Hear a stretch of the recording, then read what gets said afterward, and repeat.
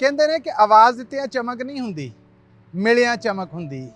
ਇਹ ਰਿਸ਼ਤਿਆਂ ਨਾਤਿਆਂ ਨੂੰ ਉਦੋਂ ਕਹੀਦਾ ਹੈ ਜਦੋਂ ਉਹਨਾਂ ਦੇ ਨਾਲ ਮੇਲ ਮਿਲਾਪ ਆ ਨਾ ਜਿਹੜਾ ਉਹ ਰੱਖਣਾ ਹੋਵੇ।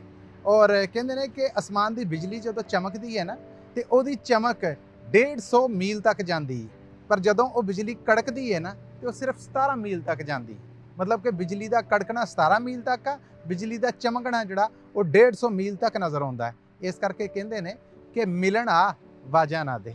ਸੋ 17 ਮੀਲ ਵਾਲਾ ਕੰਮ ਨਾ ਕਰ, 150 ਮੀਲ ਵਾਲਾ ਕਰ। ਤੇਰੇ ਆਉਣ ਦੇ ਨਾਲ, ਤੇਰੇ ਮਿਲਣ ਦੇ ਨਾਲ ਚਮਕਾਂ ਨੇ ਜਿਹੜੀਆਂ ਉਹ ਜਾਗ ਪੈਣਗੀਆਂ। ਸੋ ਇਤੋਂ ਸਾਡੇ ਸਮਾਜ ਦੇ ਅੰਦਰ ਮੇਲ ਮਿਲਾਪ, ਦੁੱਖ ਸੁੱਖ ਇਹਨਾਂ ਨੂੰ ਸਾਂਝਾ ਕਰਨਾ, ਇਹਨਾਂ ਨੂੰ ਵੰਡਣਾ, ਖੁਸ਼ੀਆਂ ਨੇ ਜਿਹੜੀਆਂ ਉਹਨਾਂ ਨੂੰ ਵੰਡਣਾ, ਅਗਲੇ ਦੇ ਗਮ ਦਾ ਦੁੱਖ ਦਾ ਭਾਰ ਆ ਜਿਹੜਾ ਉਹ ਚੁੱਕਣਾ, ਉਹ ਇਹਦੇ ਚੋਂ ਨਜ਼ਰ ਆਉਂਦਾ ਹੈ ਕਿ ਆਪਸੀ ਮੁਆਸ਼ਰਤੀ ਸਮਾਜਿਕ ਮਿਲਾਪ ਹੈ ਜਿਹੜਾ ਉਹ ਇੱਕ ਨਿਮਤ ਹੈ, ਬਲਕਿ ਕਿਸੇ ਨਿਮਤ ਤੋਂ ਘੱਟ ਨਹੀਂ।